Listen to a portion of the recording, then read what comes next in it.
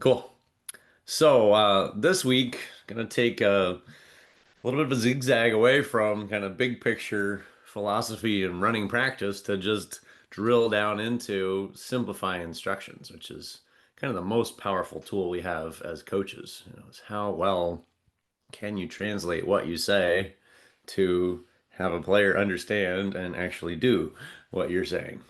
And I'm sure you guys have had experience across different age groups. Like Jay was just talking about how much challenge we have at like the third and fourth grade age group to try to get anything done with our hour practice at the rec level. And one of my favorite thresholds is right around 12, 13 years old, where we kind of specialize. And I think about like the leverage practice zone, leverage impact zone, where it's kind of where they're just physically able to do a lot and they're just mentally and emotionally there where they can really capture a lot of ideas and start to implement stuff. And it's where coaching really becomes fun and just gets better as you go up. Like the more capable athletes you have, the less your instructions matter. And I would say the more beginner athletes you have, the more your instructions matter and the precision of your words matter. So let's jump in here. I'm going to start with a visual model which I talk about all the time with parents now because I made this like 2 years ago, and it's become very relevant, so it's kind of stuck around. But every parent wants their player to be aggressive, and coaches are much the same way. And I think about this like Maslow's hierarchy of needs, right? This is like self-actualization. We want them to be aggressive. We want them to be doing the thing that we taught them how to do and doing it to the full capability of their physical body. How hard can they play aggressively? But layer two is confidence, right? Being confident. And most players, or at least most parents, recognize like, yeah, they're not very confident yet. And so, yeah, it can make sense like they're not being aggressive. They don't know really where to be on the court, or they don't know how to execute the skill. And so, what I end up pointing out a lot with parents is like, what they need is just certainty. Like, the base of our pyramid has to be like, I know what my feet are doing, I know what my hands and ball and body coordination are doing, and back to what we talked about last week, I know what decision I need to make. And if you have certainty kind of in those, I guess, two big buckets, certainty of decision and certainty of body mechanics, then you can start to develop confidence. It's kind of like certainty over time breeds confidence. Confidence really over time applied in competition, I would say, produces aggressiveness. Whereas like I not only know what to do, I'm confident, but I know what I know how to do works in games against really good competition. And now it's like I can go full tilt and be aggressive. And so I kind of think about this with our instructions is like a lot of coaching instructions is I call it vague coaching, like vague booking on Facebook, if you guys are familiar with that term. It's like go make a layup and like do it faster and finish. And that's kind of the level of instructions a lot of players are left with. And it's kind of like the coach knows the outcome. Like maybe he has this visual picture in his mind of all the details of what it should look like when they execute that skill. And he knows the outcome he wants is like, make the layup at the end of it. And he wants them to do it hard, but he's kind of skipped over steps. Like he hasn't really provided the detailed baseline of certainty to allow them to become confident to then do it aggressively. And so that's kind of how I think about our approach to instructions. And so what we're going to cover here is very specific methodology, which if you have time and interest in this, there's a course you can do, I think a free version, kind of intro course to just give you a better overview, layering on what I'm going to talk about today. But Tag Teach International is the organization that developed this methodology I adopted about 8 years ago. And I call it the ultimate communication shortcut. The main framework we're going to focus on is creating a focus funnel, is just breaking your instructions into three layers so that you can kind of tell them, like we talked about last week, hey, game situation and context is this, team tactic is this, and now we're down to you need to make this decision and get your instructions focused down to a few words or less. So they actually have a criteria for this, which is like the greatest ongoing coaching challenge I think I've ever adopted is can I say what I want them to do in 5 words or less, right? It's like I can talk for a little bit about, hey, here's the big picture, here's what we're gonna try, here's the general idea, but when it gets down to it, is like if you see a chest read, kick, right? And try to get that 5 word saying down to where they can really, really execute that. And then if you do that, then yes is all you need in response to a correct behavior or a correct action, right? And so, most coaches when I frame it that way is like 5 words or less, that's impossible. And say only yes, like what about correction and, discipline and all this stuff. And really what I've arrived at by being very rigorous with this method is that I think of, all the negative communication you could do, like telling them what not to do, telling them why what they did do was not right. Like if you just throw all that in the trash, you save half your practice time because we're not talking about what we don't want. We're just focusing on 5 words or less, elbow to eyebrow, and you're shooting. And yes, and if they don't do it, you don't really have to say anything. I'll often say, try again. But we work through this kind of workshop with players to get them comfortable with it. And I often point out, the silence is deafening if they are prepared to hear a yes, thinking they did it correctly, and you don't say yes. They're like, wait, what's up? When did you say yes? Like, where's my yes? And they get really accustomed to that. And so you don't have to say, no, you did it wrong. You need to do this, this, this, and this. And like, it just kind of ping pongs their brain onto other stuff. It's really just like elbow to eyebrow. Yes. Try again. Yes. Try again. Yes. Got it. And then we're really just building very small puzzle pieces very quickly. And so where most coaches and players reach frustration is like coaches lay out, here's a puzzle. Go do the puzzle. No, you did it wrong. Go run laps. You're not paying attention. Do the puzzle. And players are like, what is this thing? Right? And so what we just do is like puzzle piece A, B, C, D, E, F, G, and we build the whole alphabet and the puzzle's done. And then they're doing it and they never really had to think about trying to do the whole thing at once. We might show them the whole thing, like, hey, here's how to do a between the legs crossover attack dribble into a reverse layup, right? And that's like way complicated for a fourth grade kid, right? But then we're like, here's how to do a reverse layup. Here's where your toe goes, here your hand goes, backing that up. Here's your steps, here's your knee, here's your leg, here's your dribble, here's your crossover. And suddenly you built like 10 pieces in 5 minutes and they're doing it. And it was never hard, right? So another part of this is called the finding the point of success. But I'm getting ahead of myself. So let me follow my slide here. The TAG is an acronym for Teaching with Acoustical Guidance. And this came out of B.F. Skinner and some of the real long ago now, but behavior scientists that started just studying learning for the most part. Like, how do people learn? How can we reinforce learning so that they keep doing that behavior that we reinforced? And most familiar people are with is clicker training with dogs, which is the same root behavior science applied to humans in this case, which is just how the brain works, which is you do a thing. When someone says yes after you do the thing, you're more likely to do the thing again. And the cool thing about basketball is that it's very self-reinforcing. As they get into it, it's like Funny. the ultimate reinforcement is the ball went in the hoop at the end, right? And so like we get them to do this thing that makes the ball go in the hoop more often. And so then it's self-reinforcing. Whether we say yes or not, they're more likely to do the action that we work through with them that gets the ball in the hoop more often, or whatever the outcome is that they're looking for. So I call it the ultimate communication shortcut. That's kind of my phrasing, but they have their own whole universe of courses and a whole world of people that are practitioners of the tag teach method. And the outcome I'm always looking for is just less talk and more action. So going back to what we talked about last week with practice design, like this is one of my methods to make sure we're getting more practice reps done because I don't have to talk as much, right? I'm getting better at my instructions. Therefore, I can say less and they can do more reps, and therefore our practice time is more effective. So the focus funnel has 3 layers. They call it the lesson, the instructions, and then the tag point, which is just the final thing that you actually want them to execute. So a good example of this might be, hey, we're going to work on drive and kick today, right?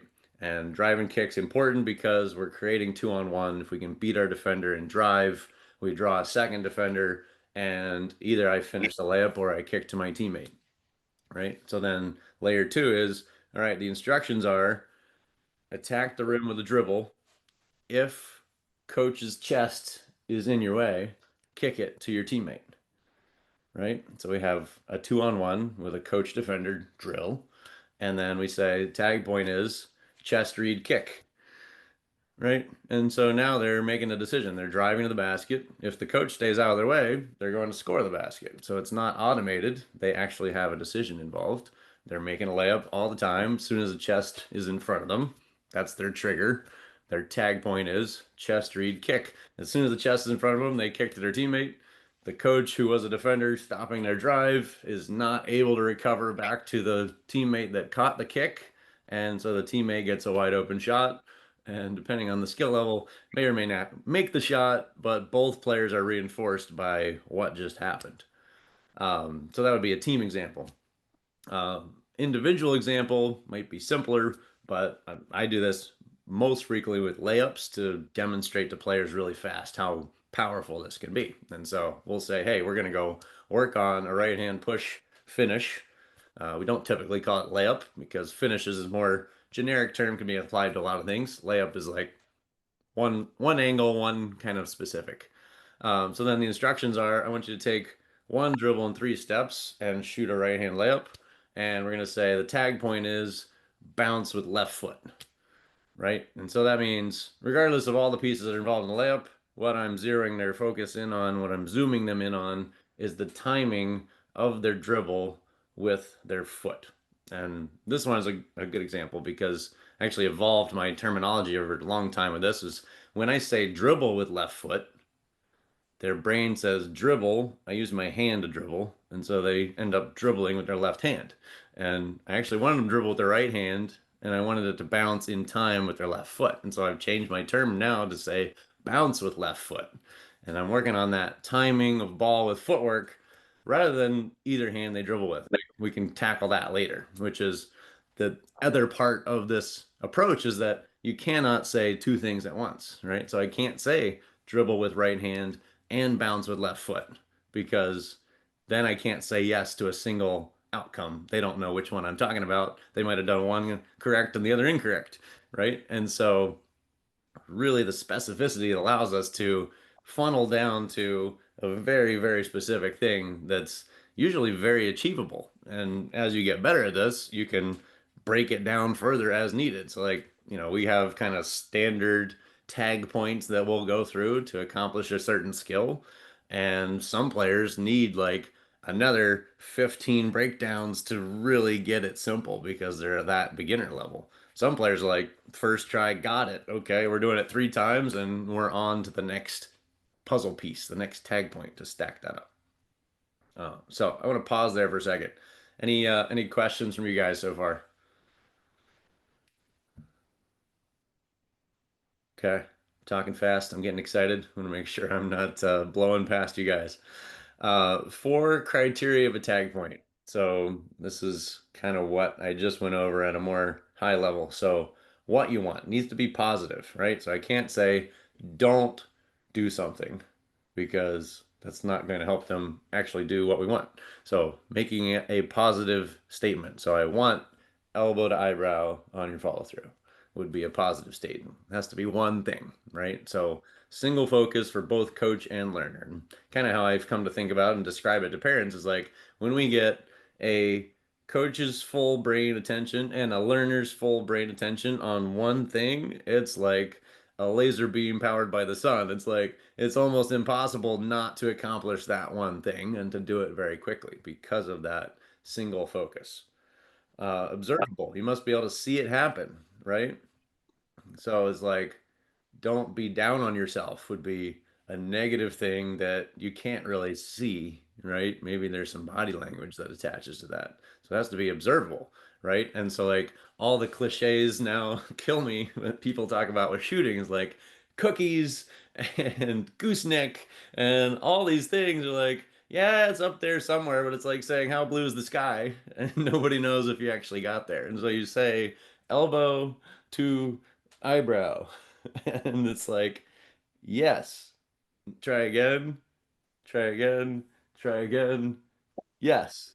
And then they feel it as you say it, and that makes it stick faster than anything I've ever found. It's my favorite thing. And actually I've come to say this almost every week now to somebody is like when you can feel what I can see, then you can fix it even without my help, right? So it's like they feel their elbow touch their eyebrow and they feel the next shot no elbow touch the eyebrow. And I just help them notice that. And then they're aware of it. And then they're like, I feel it. I feel it. I feel it. I got it. And it's like, they can go home and practice that 10 times more than I could ever help them practice and make a lot more progress by doing it. And then the last criteria again is stating it in 5 words or less.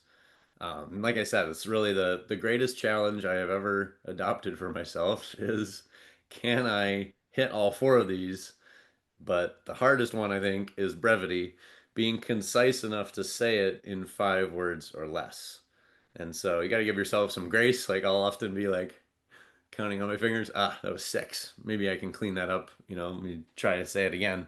But if you really take this on as an approach, is like I'm gonna say only what I do want them to say, what they do want them to do, so that I'm not wasting any effort or any time or any brain space for either of us on what they don't need to do, what they shouldn't have done. It's just like skip that, try again, elbow to eyebrow, elbow to eyebrow, elbow to eyebrow, right? And then keeping it on one thing. It's so easy to say, don't forget to have your fingers down when you're shooting, right? But that'd be like, that's a separate topic, and we can't tackle two things at once. And players will even do that to themselves. I have to kind of reel them back in. It's like, we might have gone through 7 puzzle pieces in a shooting workout, and they're like, well, I didn't have my feet set and my shoulder felt weird and whatever. And I'm just like, no, no, like just elbow to eyebrow. Did you hear me say yes? And they're like, well, yeah, I heard you say yes. I'm like, that's all that matters. Like, we're just doing elbow to eyebrow for now. And typically we're doing this for 3 to 5 repetitions, right? So it doesn't have to be very long. It's like they try it 3 times. If they failed all 3, then I might change how I say it or even change down to a smaller chunk for them to tackle. But typically, they're going to get at least 1 out of 3 correct. You know, get a yes from me out of 3 tries. I might have them do another 2 yeses to just kind of validate that they definitely got it and can repeat it before we go on to the next piece. But typically, it's like 3 tries to maybe 5 tries, done. And we're stacking the next piece very quickly.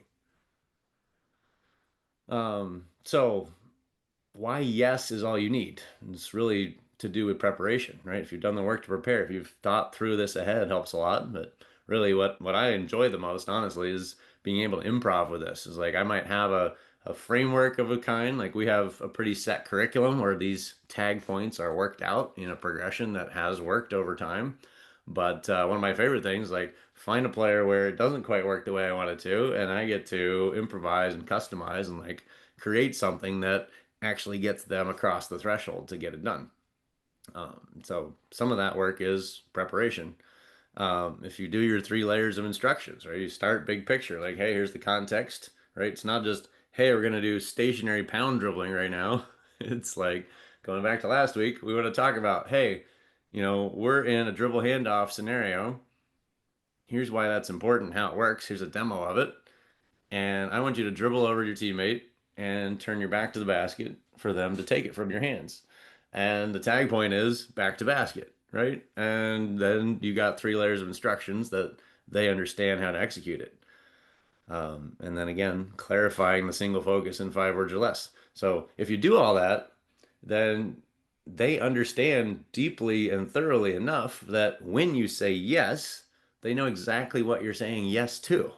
If you compare that to where most coaches end up, not only are they spending a lot of time and words on what not to do or wrong, but they're also telling them, hey, don't forget your feet and don't forget your hands and don't forget your follow through all at the same time. And so if you say, yes, good job, Johnny, they're like, thanks. I don't know which piece I did right. I didn't feel that great about the shot and I missed, right?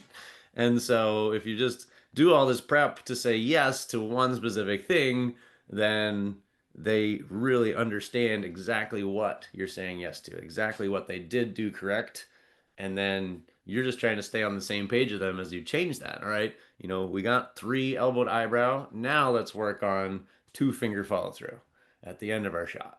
And then it's two fingers. Yes, yes, yes. Try again. Yes. Okay. Now we're changing again. We're on to the next piece. And it's really just a matter of setting up that whole structure around it and being consistent with it so that they can really understand when yes means a lot of feedback. It's not just a generic yes. And so it's the combination here is my favorite way to phrase this is concise instructions, getting it in for 5 words or less, and precision feedback. And we haven't talked about timing yet, but the precision of yes can be across multiple different layers. So there's the tonality of your yes, right? And so like if you got a line of 8 kids and some of them you say yes and some of them you say yes, then they're going to feel wildly different about how they perform that, right? And so we need to be very consistent with our tonality, but then timing is even more important, right? And if you test this with players, which I'll get into kind of how that can work in a minute, test this with players. Like I often will flip the script, have you guys be coaches. You say yes when I do it correctly. And like I might do three different pieces up to making my layup, and most of them will say yes when the ball goes through the net, regardless of what I was trying to focus their attention on, which is a telling factor. And it's kind of human tendency, I would say, because coaches have the same problem. Like we say yes way too late after they did three things and made the shot instead of when they bounce the ball with their left foot, which is what we were talking about. We want to say yes when the ball hits the floor. Like, yes, right then, as precisely as possible. So, both tonality and timing of your feedback with a yes is important.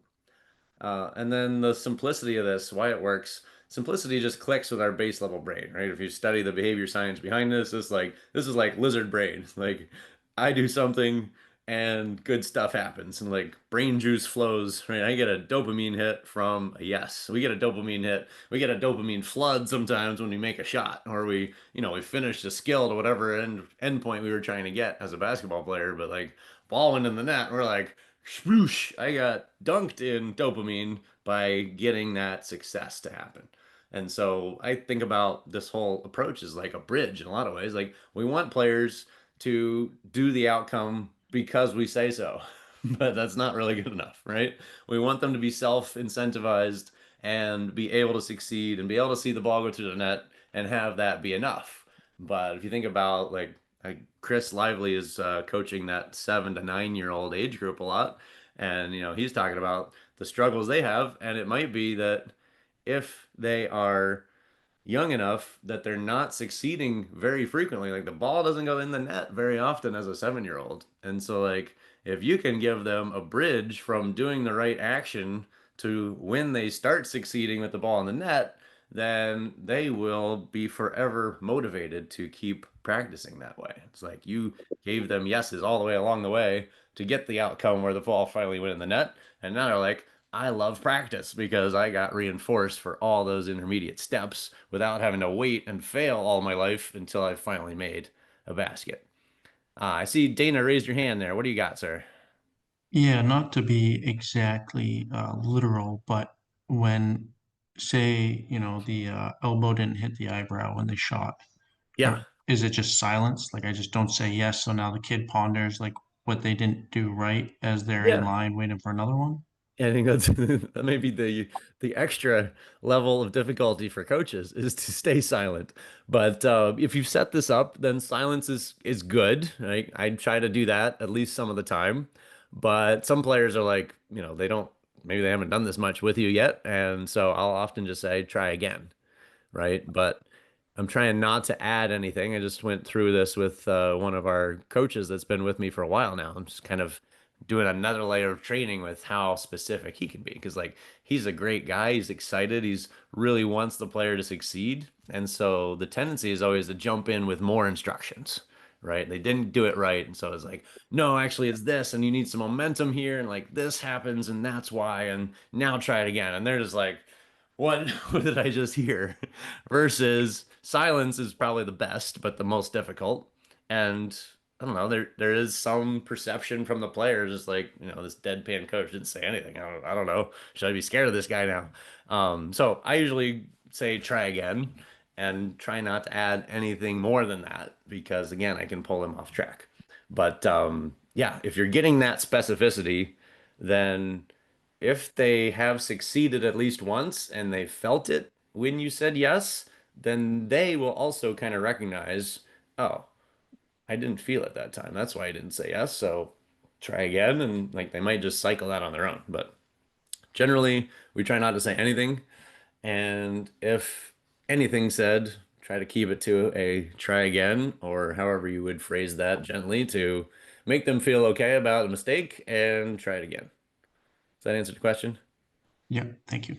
Cool. It's a great one. All right. Shortcuts, both communication and learning. So again, less words, more action. Um, Building smaller puzzle pieces. Have you guys ever seen there's an image that I like to use. I didn't think of it in time to put it in the presentation, but there's a ladder, two ladders side by side. One has really big rungs, like really big gaps between the ladder rungs. And the it shows like a human outline silhouette at the bottom, like reaching for the first rung and it's just out of reach of their fingertips. And then it shows a ladder next to that on the right that has like 15 rungs in the space of that one big gap on the other ladder. And it shows someone already running up at the top. And that's really the image that I see with players is right. Instead of this big thing that we're trying to force them to get it and frustrated with both of us are frustrated with each other that they're not getting it. We're just like, here's niche down, zoom in, and ladder, ladder, ladder, ladder, step, and they're off and running. So it really speeds up learning in a lot of incredible ways. And then I talked about this a little bit already, but the physical and auditory confirmation. So when I can say yes as they feel what it's supposed to feel like, that really makes it stick, right? When they feel the ball bounce in sync with their left foot on their way to go make a layup, they're like, oh, I've never slowed down and thought about it and felt it before, but now I've got it. And it's like, if you have a player that often jumps off the opposite foot, or what I call the goofy foot, on the right side, if you just get them to bounce with the correct foot, they'll start to get into that rhythm really easily. Sorry, we got some background going on in the back.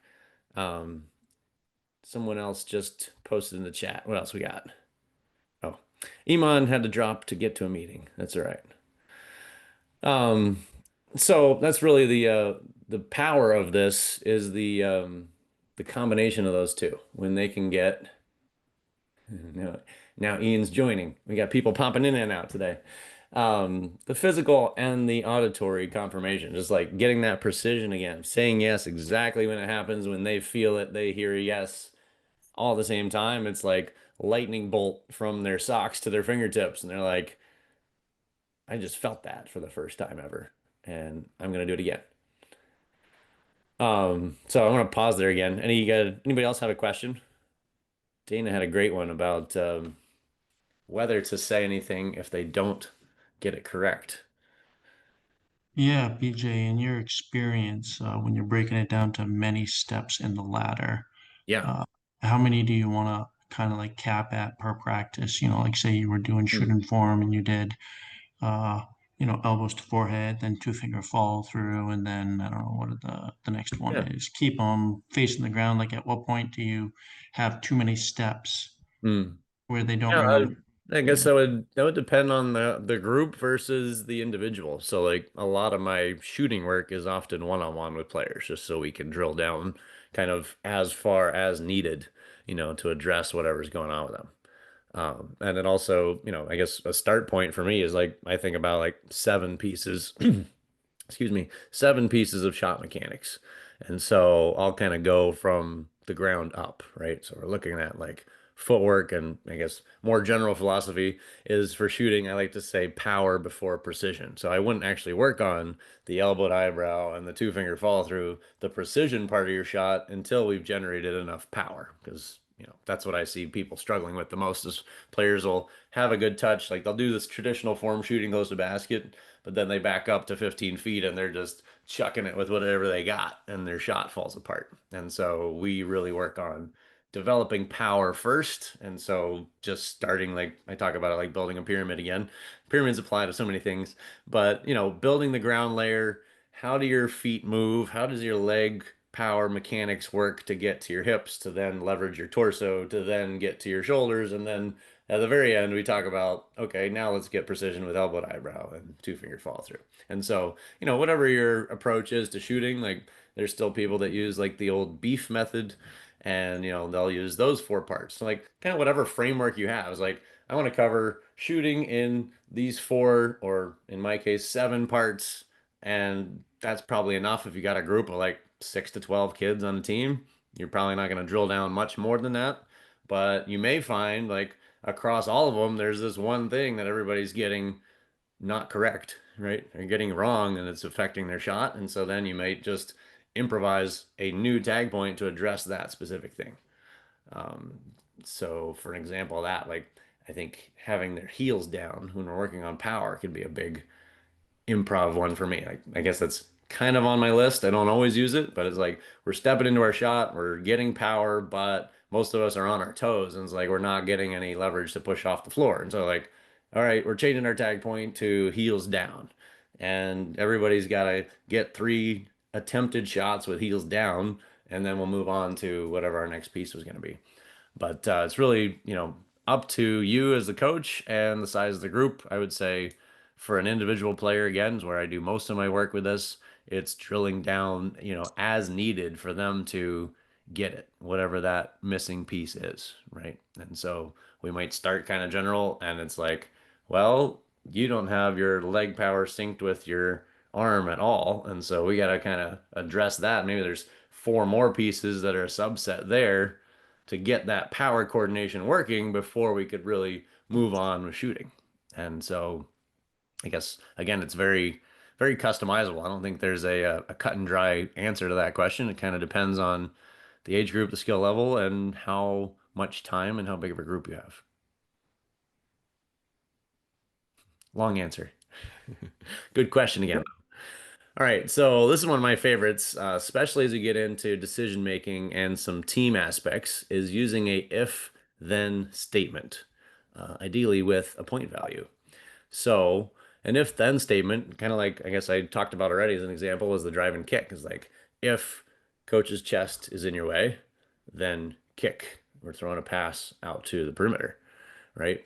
And so for an individual example, you could say a left hand layup attempt is worth 5 points, right? And so this would be if you attempt a left hand layup, you get 5 points. You don't have to make the layup, right? It doesn't have to be a good layup. It doesn't have to look pretty. It's like you attempted something with your left hand and it's 5 points. And as a team, this could be like a team game. Like we're going to play 3-on-3. You can only win the game if you attempt a left hand layup, right? And so then it's like we're gonna work all around the court. Everybody's gonna be taking really ugly shots, and they gotta make a left-hand layup or they gotta attempt a left-hand layup to win the game. And you could tweak that, knobs and levers again to say, hey, we're everything's 1 point, but a left-hand layup made is 5 points, right? And just setting up your instructions again so that they really understand what they're after and you don't even have to say yes. It's like game over, right? Left hand layup attempt wins. You guys got it. Team example could be drive away from the pass. Is one of our core principles we're working on a lot with our middle school and high school players right now this fall. Tendency is to catch a pass and immediately drive back where it came from, and there's nearly always more set defense on that side of the floor. And so we're working on in our 3-on-3 competition night, can you drive away from the pass regardless of outcome afterwards, right? It doesn't have to lead to a shot, it doesn't have to do anything. It's just like every time your first dribble initiates, away from the pass you just caught, we're giving you 3 points. And, say we're going to play to 11, it's like they might not even get the possession to the point they took a shot and they scored 11 points because they had four drives to their left hand and, or not their left hand, but away from the pass that, scored them points like that. And so I really love this framework. This is a kind of a tier two in the tag teach curriculum. I did the first two certifications, and this was a level two concept that I really embraced. Is I guess giving you a little more flexibility outside the 5 words. You know, I guess the second half of it is really where the 5 words would apply. But if you can say, if blah blah blah, then XYZ, and your tag point can still work. And then, like I said here, I love to attach a point value to that so that we're incentivizing what they're going to do. Who could tell me how do most coaches approach this kind of thing? Like, if you are working on a certain offense, you want a certain outcome, how would you normally approach it if it's a reward or punishment with your team, whether they get it or not during a game? How would you approach that? Anybody? If they do what you're asking them to do in the game or in practice. I would say in practice, although you can certainly apply some of this to games. But let's say you're I would running say a, typically yeah, you would ask them to run, or they have to do like 4 passes before they go live, so this would be sure. like you have to drive away from the pass twice before you can score. Yeah. No, I think that's a great example. But what I was hoping to hear from one of you is what I see the most is a punishment if you don't do it rather than incentive to do it. Right? And so it's like if we don't run this offense, everybody on the line are going to run suicides versus, right? If you guys execute this and score a left-hand layup, you get 5 points, right? Or if you dribble, let's say you take a dribble with your left hand. I know Mike's smiling over here. He's got a couple strong ball handlers, not many of which have a weak hand that they like to use much. And so Dana says he's a fan of burpees. But I guess back to the efficiency of practice is like what I'm really trying to get is how can we get more decisions, more correct attempts, more live action repetition in the game, and like fear of punishment and actually doing the punishment, outside of the token amount of conditioning that they might get from running the suicide or doing the burpees, right? Or really detracting from like basketball times. Like I'm a big proponent of like take care of your conditioning outside of practice because when you're here, we're gonna run and play the whole hour until you drop dead. And so you better be in condition to play. And by playing, you'll get conditioned, but I'm not gonna spend a single minute on making you run, and I'm certainly not gonna spend and waste my time on punishing you for not doing what I see as most likely I did not set you up for success to do. Right? And so it's like I did vague coaching. They failed at my vague coaching, and I'm punishing them. That's how most practices go, and frustration can kind of go through the roof on both sides.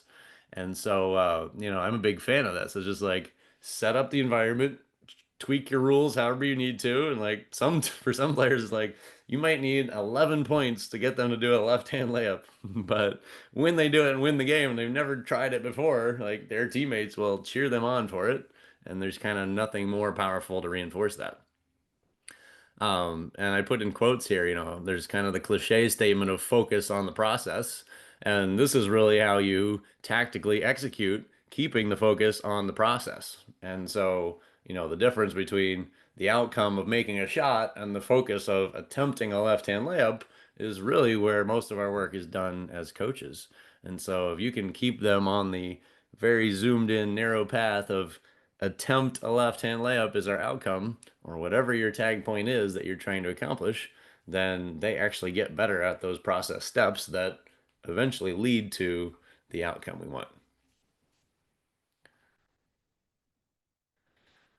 I'm reading a message here. Ian sent me a note. I like making a competition myself. We usually play scrimmages, and I'll stop to go over things we're working on. Play to 10. Yeah, I mean, that's really the small-sided games approach is just structuring a game so that they can grasp what you want and just take your rules and tweak them any way you need to in order to get them to understand, the outcome that you're trying to get for them to focus on. All right. I actually borrowed this framework from my buddy Ben Chase, who runs High Perception Hoops down in Mass. He's also a sports psychology professor at UNH, and mutual client happened to connect us, and we've hit it off and been talking all kinds of stuff. He went and did or came and did a workshop at our gym on kind of basic sports psychology for some of our middle school players. And he talked about three types of goals. This really just stuck with me because I never really had a way to break this out before, but I thought it was really relevant to what we were just talking about with trying to focus on the process. So he breaks it down as a process goal is the correct action regardless of outcome, right? It's like getting up and going to the gym every day is a process goal, right? Like elbow to eyebrow is a process goal. I don't care if the ball went in or not. You got elbow to eyebrow, it's a yes, right? Attempting a left hand layup is a process goal. Don't care if you make it, doesn't care if it goes in or it looks pretty. You took the correct action, and we're giving you a yes or a point value for that. Performance goal would be more correct actions than yesterday, right? So this is where you can really get great with your team, whether in practice or in games. Is like, hey, how many left-hand layups did we take in practice today? Right? You can have somebody tracking that. For a lot of teams, it might be a handful. Like you could have counting on one hand as you go through practice. You might figure that out. Um, and then outcome goal would be, more made shots, more points scored, more games won. Like, what is that higher level outcome we want that is kind of disconnected from the process, right? So, like, might evolve to be like if we took this as a progression over a season, is like process goal. Can you take a left-hand layup attempt in a game, whether that's one-on-one or whatever we're playing?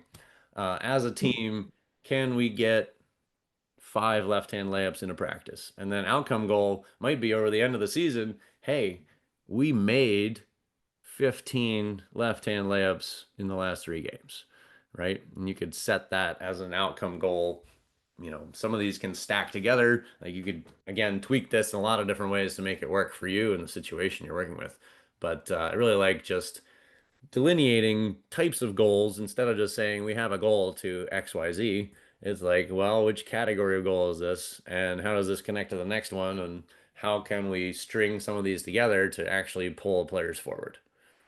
And so I wrapped up here with the challenge um, from a book called The One Thing, something I'm working on for myself right now. But what's the one thing that you can do such that by doing it, everything else becomes easier or even unnecessary?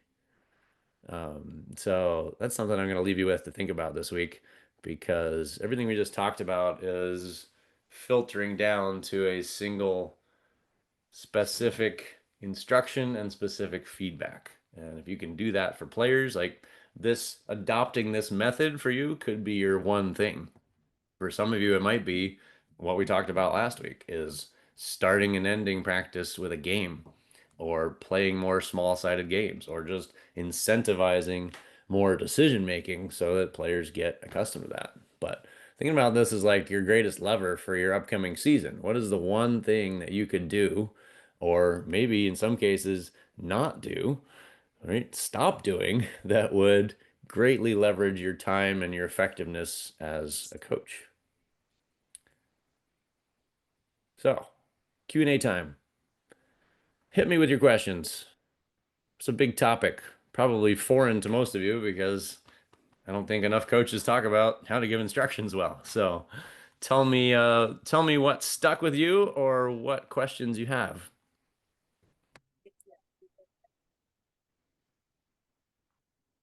I was a big fan of the visualization of the many small steps into the overall goal and focusing on just positive reinforcement for the one thing at a time as opposed to I want you to come in low, hands up, catch, square up, and shoot. We can just focus on one thing at a time, you know. Right, right. That's a good one. I guess I'm so out of practice of the generic coachisms, like I can't even say that phrase anymore because it's kind of out of my vernacular. But yeah, that was a great example you just stated is how many things we point them to and like they don't know if they did it right or not. No, I appreciate that. That was really good. Two great points there. How about Chris? What are you taking away today?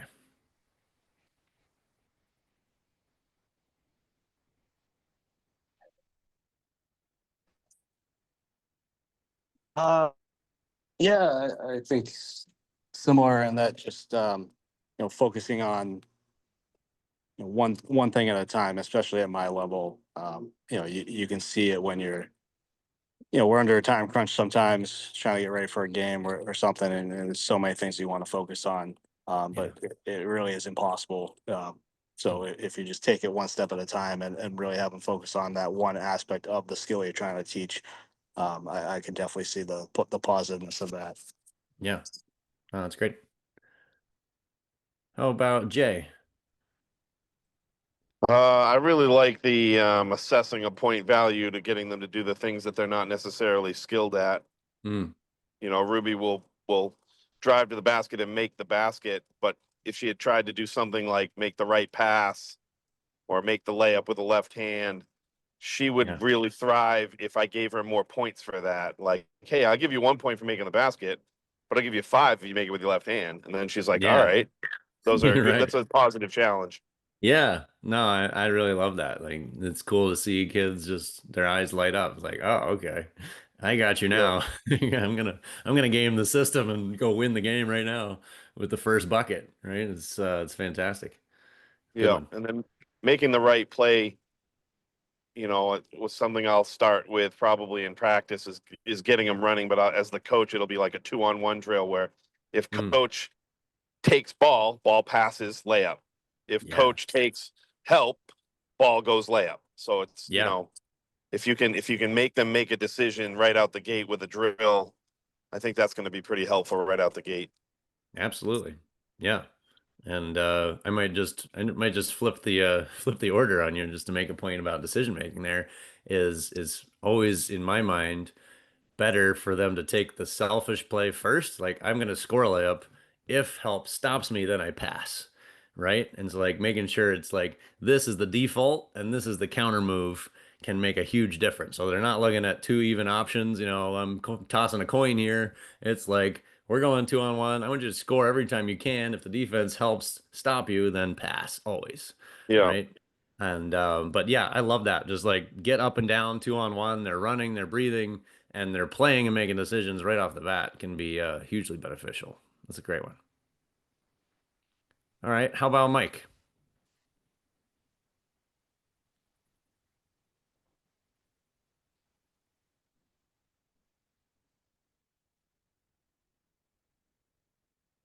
Looks like you're still muted.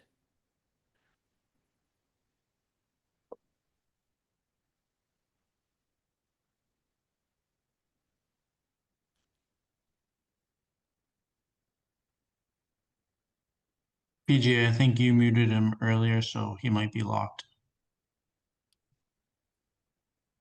I'm gonna ask him to unmute. There Okay. we go. Yeah, I Gotcha. think I was locked out. Sorry. That's all right. Talking away and muted out. Sorry, guys.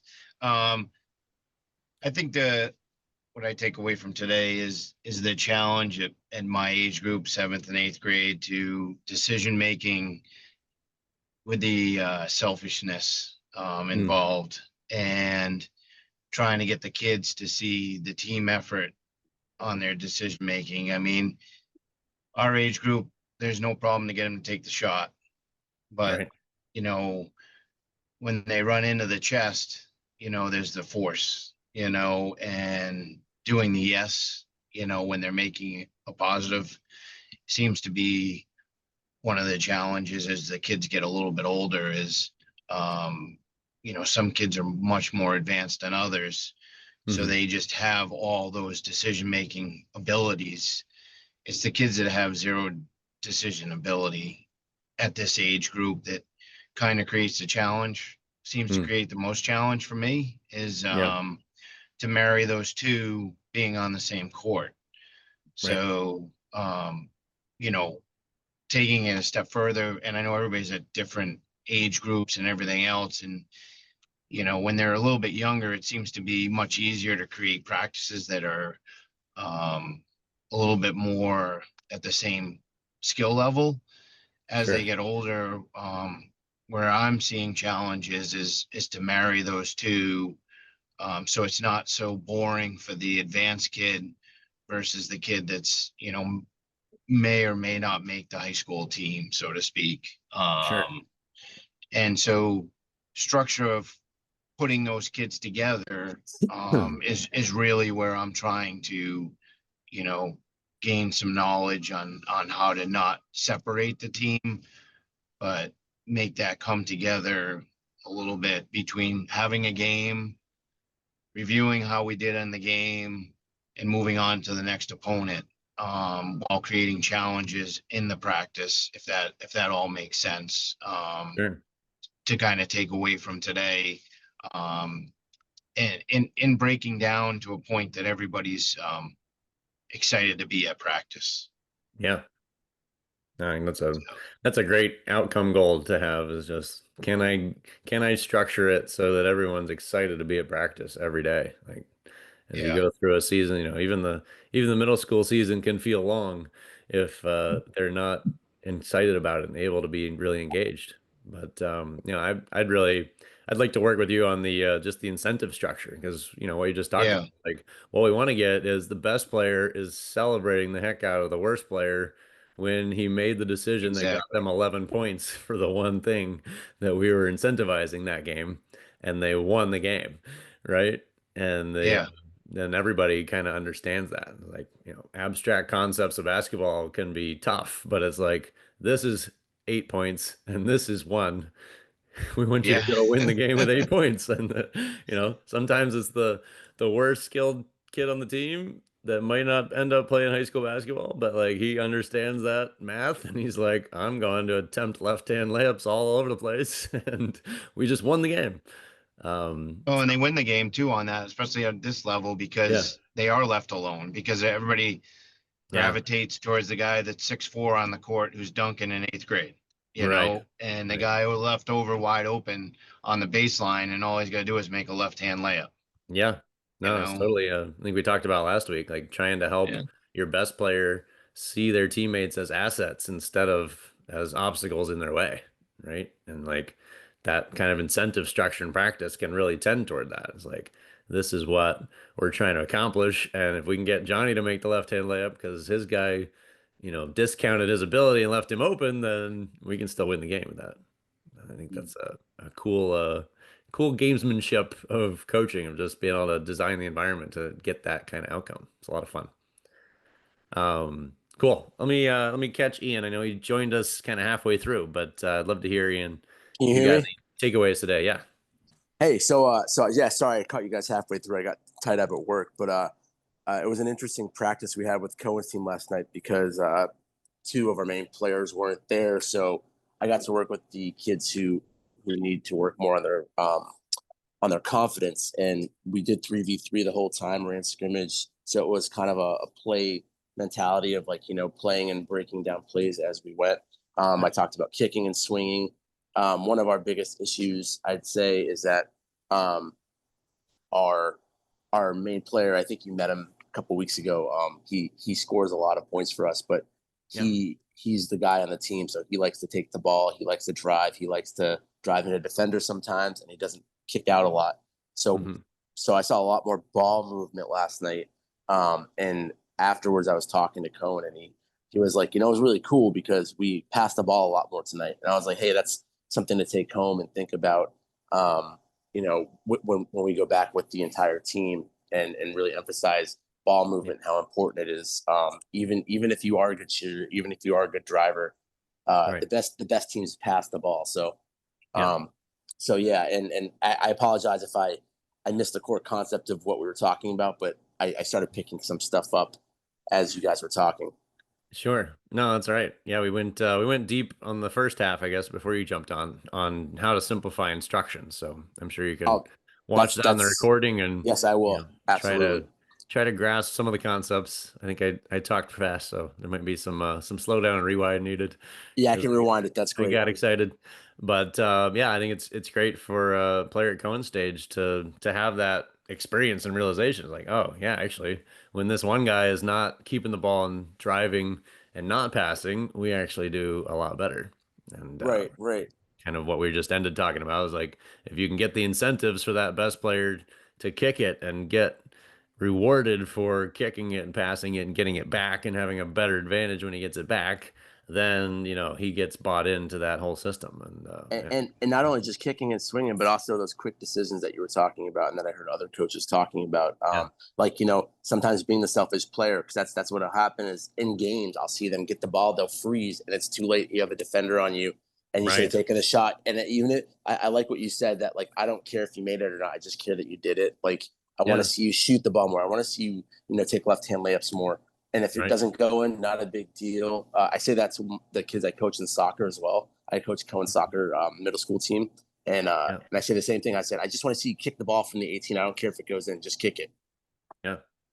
I think there's a lot to that, Yeah, the whole decision making structure. Like if you're making the right decision all the time, even if you're shooting an air ball or dribbling off your foot when you drive, like eventually the skills are going to catch up with your decision speed, and then you're going to be really hard to stop.